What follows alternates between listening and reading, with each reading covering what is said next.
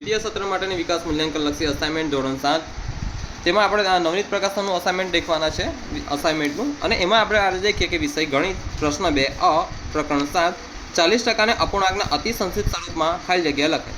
તો પહેલી વાત તો આપણને ખબર હોય વગર કે ટકા હોય તો છેદમાં શું હોય 100 હોય। સરસ, તો કે 40% બરાબર 40% ના છેદમાં 100 તો આ શૂન્ય ગયું શૂન્ય ગયું।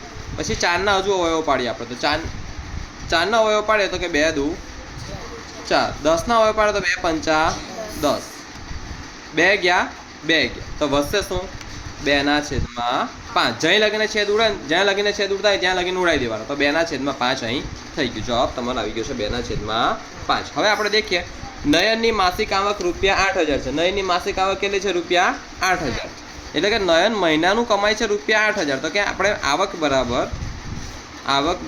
રૂપિયા 8000 એ મહિનાનું 8000 કમાય છે તેમાંથી 6000 ખર્ચ કરે છે। તેમાંથી ખર્ચ કેટલો છે તો ખર્ચ બરાબર રૂપિયા 6000 તો તે ખાલી જગ્યા ટકા બચત કરે। હવે ટકા શોધવાની છે, આમાં બચત પહેલાં એની પહેલાં શોધવી પડશે ને બકા। તો જો આપણને ખબર હોય કે તમે 10,000 કમાતો 10,000માં તમારા 6000નો ખર્ચો હોય તો તમે બચત કેટલી રહી 10 કમાવો અને 6 ઉડાવો છો તો બચત કેટલી રહી 4000 રહી ભાઈ। 10,000 કમાવો છો 6000 ઉડાવો છો તો 4000 વધશે ને તમારા ખિસ્સામાં। ચાલો તો હવે આ વ્યક્તિ 8000 કમાય 6000 ઉડાવે છે તો એની પાસે 2000 વધશે। ઓકે, તો અહીં બચત બરાબર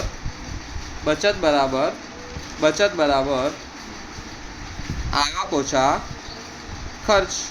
તો આવક કેટલી છે 8000, ખર્ચ કેટલો છે 6000 તો 8000 માં 6 જાય તો કેટલા વધે 2000 તો રૂપિયા 2000 શું રહી બચત રહી હે ને। હવે જો તમારી પાસે 8000 રૂપિયા હતા તો તમારી પાસે 100% રકમ હતી ખિસ્સામાં 8000 તમે 8000 કમાવો છો ખિસ્સામાં 8000 છે તો 100% રકમ છે ને તમારી પાસે। એવું કે ભાઈ ધારો કે રૂપિયા 8000 એ કેટલા ટકા 100%। રૂપિયા 8000 એ કેટલા ટકા 100% માટે જો તમારી બચત હવે ટકા કરવાના કેમ તો કે તમને શાના ટકા પૂછ્યા છે તો ખાલી જગ્યા ટકા બચત કરે છે એટલે બચતના ટકા શોધવાના। તો આપણે બચત 2000 છે ને તો માટે 2000 એ કેટલા ટકા અનુ શું થાય અનુ તો કે 2000 ગુણ્યા 100 ભાગ્યા 8000 આટલું આવડે છે ને। શૂન્ય આટલું આવડે ને। પછી ધ્યાન નહીં 4 ના અવયવ પાડો તો કે સોરી 8 ના પાડો તો 2 ચોકુ 8 તો 2 ગયા 2 ગયા તો વધ્યું શું 100 ના છેદમાં 4 એટલે કે 100 ભાગ્યા 4 તો 100 ભાગ્યા 4 બધા લખાવ 25 ચોકુ 100 થાય પણ તોય કરી લે તો કે 100 ભાગ્યા 4 તો કે 4 દુ 8 10 માંથી 8 જાય તો વધે 2 આ 0 ને હું ઉતાર્યું તો કે 4 ના ઘડિયામાં 20 ક્યારે આવે 4 પંચા 20। સરસ 4 પંચા 20 તા થઈ ગયું ને 25 ચોકુ 100 તો ક્યાં આવ્યું કે 25 ગુણ્યા 4 છેદમાં 4 4 ગયા વધ્યું શું એકલું 25 શું વધ્યું 25 તો કેટલા ટકા બચત કરી હશે 25% બચત કરી હશે। 65 વિદ્યાર્થીઓના વર્ગમાં 13 વિદ્યાર્થી પાસે સાયકલ છે તો ખાલી જગ્યા ટકા વિદ્યાર્થી પાસે સાયકલ છે। જો 65% પાસે 65 વિદ્યાર્થીઓ તો વિદ્યાર્થી કેટલા છે 65 વિદ્યાર્થીઓ તેમાંથી કેટલા પાસે સાયકલ છે તેમાંથી 13 વિદ્યાર્થી પાસે સાયકલ છે। કેટલા વિદ્યાર્થી પાસે 13 વિદ્યાર્થી પાસે સાયકલ છે હે ને આવું છે। તો ખાલી જગ્યા ટકા વિદ્યાર્થી પાસે સાયકલ છે આપણે એટલું શોધવાનું। તો ધારો કે જો 65 પાસે સાયકલ હોય તો 100% હોત ને સાયકલ। ઓકે, ધારો કે 65 વિદ્યાર્થીઓ બરાબર 100% કેટલા 100%। તો માટે આપણે 13 શોધવાનું તો માટે 13 વિદ્યાર્થીઓ બરાબર કેટલા ટકા અનુ શું થાય અનુ તો અનુ ગુણાકાર એટલે કે 13 ગુણ્યા 100 ને અનુ ભાગાકાર તો ભાગ્યા 65। હવે 13 નો ઘડિયો આવડે કોઈને બોલો માહી 13 નો ઘડિયો 43 39 બોલો આગળ 13 पंचा 65 तो भाग चाले ने 13 पंचा 65 तो 13 ગયા 13 ગયા। હવે 20 નો ઘડિયો આવડે બોલો 20 1 20 22 40 20 40 20 પંચા 100 તો 20 પંચા 100 20 પંચા 100 5 ગયા 5 ગયા તો વધ્યા કેટલા એકલા 20 તો કેટલા ટકા પાસે સાયકલ છે તો કે 20% વિદ્યાર્થી પાસે સાયકલ છે. પછી ચોથો દાખલો છે 40% વત્તા ખાલી જગ્યા બરાબર 100%. 40%માં કેટલા ઉમેરો તો 100 થાય? 40%માં કેટલા ઉમેરો તો 100% થાય? 60 હે ને. 40%માં 60% ઉમેરો તો 100% થઈ જાય. પછી પાંચમો દાખલો 0.7 ને ટકામાં ખાલી જગ્યા લખાય. 0.7 ને શામાં લખવાનું છે? ટકામાં. 0.7 ને શામાં લખવાનું છે? ટકામાં. તો બકા સાદી ભાષામાં આપણને એક વસ્તુ ખબર હોય, જો હવે આને ટકામાં લખવાનું છે ને, ટકામાં ફેરવવાનું છે ને, એટલે એને ગુણવાનું તમારે 100 વડે. તો 0.7 છે પહેલાં તો, અને આ અપૂર્ણાંકમાં લખીએ તો પોઈન્ટ પછી એક સંખ્યા એટલે ઉપર આવશે 1 ને નીચે એક શૂન્ય આવશે, બીજું શું આવશે? 1 વડે 1. હવે ટકામાં લખવાનું એટલે 100 વડે એને ગુણીએ. 100%. શૂન્ય ગયું શૂન્ય ગયું, સાતે દાન 70 તો 70%. હવે છઠ્ઠો દાખલો આપણે દેખીશું. એક વસ્તુની કિંમત ₹20 હતી, તે વધીને 25 થઈ તો ખાલી જગ્યા ટકા કિંમત વધી. તો ધ્યાન નહીં. છઠ્ઠો દાખલો મૂળ કિંમત કેટલી હતી? મૂળ કિંમત બરાબર એટલે કે 20 હતી. કેટલી હતી? ₹20. પછી વધેલી કિંમત કેટલી થઈ?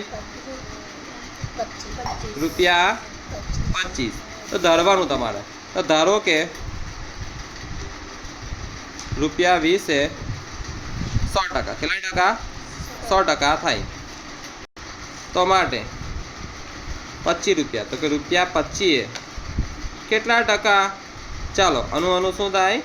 તો 25 ગુણ્યા 100 ને અનુ ભાગાકાર. તો 25 ભાગ્યા 20. હવે આપણને ખબર છે કે 20 પંચા 100, 20 પંચા 100, 20 ગયા ને 25 પંચા 125. તો 125 આ કેટલું આવ્યું? 125. તો 125%. તો ધ્યાન નહીં, 100%થી 125%માં આપણને શું પૂછ્યું ને? ખાલી જગ્યા ટકા કિંમત વધી. ખાલી જગ્યા ટકા કિંમત વધી એટલે પહેલા 100% હતી, પછી 100% થઈને કેટલી થાય? 125. તો કે કેટલા ટકા કિંમત વધી? 25%. હે ને. 100 માંથી 125 થઈ તો કેટલા ટકા કિંમત વધી? એટલે કે 25%નો વધારો થયો. કેટલા ટકાનો વધારો થયો? 25%નો વધારો થયો. જો કોઈને આવું ગુણાકાર ના આવડે કે 25 ગુણ્યા 5, તો આવી રીતના કરી નખાય બકા કે 25 ગુણ્યા 5, પાછું 2505 વધી 2, 5 દુ 10, 10 ને 2 12. તો 125. ઓકે. તો 125%. 100 માંથી 125 જાય, 125%. તો કે 25%નો વધારો થયો. જો 30% તમને ઓલરેડી આપ્યા છે. ટકા ના હોય તો તમારે ગુણવા પડે 100 વડે, પણ ટકા તમને આપેલા એટલે 100 વડે ભાગો. તો 30 ને 100 વડે ભાગીએ આપણે તો શું જાય? શું જાય? તો આ જવાબ શું આવે તમારો? 3/10. 3/10. ઓકે. હવે આઠમો દાખલો દેખીએ. 40 લખોટીઓમાંથી 8 લખોટીઓ લેતા. કેટલી લખોટીઓ છે? 40 લખોટીઓમાંથી 8 લખોટીઓ લેતા ખાલી જગ્યા લખોટી લીધી કહેવાય. તો ધ્યાન નહીં. જો 40 લખોટીમાંથી કેટલી લખોટી લીધી?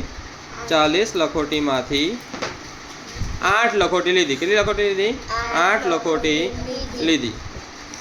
તો કેટલા ટકા લખોટી લીધી કહેવાય? 40 લખોટીમાંથી 8 લખોટી લીધી તો કેટલા ટકા લખોટીઓ લીધી કહેવાય?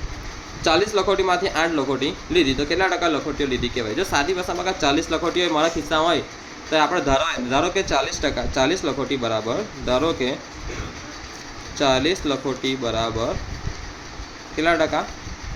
100%. ધારવાનું બકા તમારે. હા, એ કંઈ 20% કીધું નથી આપણને. આશરે તમારે ધારવાનું 40 લખોટી એ 100% અને 100 જ ધારો છો તમે હંમેશા, બરાબર. તો 8 લખોટી એ કેટલા? તો માટે 8 લખોટી એ કેટલા ટકા છે ને? અનુ શું થાય? ગુણાકાર. તો માટે 8 ગુણ્યા 100/40. શું ગયું? ને આ 4 દુ 8, 4 ગયા 2 વધ્યા ને 10 વધ્યા અને ગુણાકાર તો 2 દાન 20. તો કેટલા ટકા? 20%. કેટલા ટકા? 20% લખોટીઓ લીધી કહેવાય. કેટલા ટકા? 20% લખોટીઓ લીધી કહેવાય. તો તમારો જવાબ આવી ગયો છે કે 40 લખોટી 8 લખોટી લેતા 20% લખોટીઓ લીધી કહેવાય. તો આ આની બધી કમ્પ્લીટ ગણતરી થઈ ગઈ છે. ઘરે જઈને વિડીયો દેખજો. હું રેકોર્ડિંગ થઈ ગયો છે, યુટ્યુબ પર ચડાવી દઈશ, બરાબર. તો 8 દાખલા સરખી રીતે આનો આવતીકાલે લેખિત ટેસ્ટ આપવાનો છે. ઓકે. ક્લાસ પૂરો.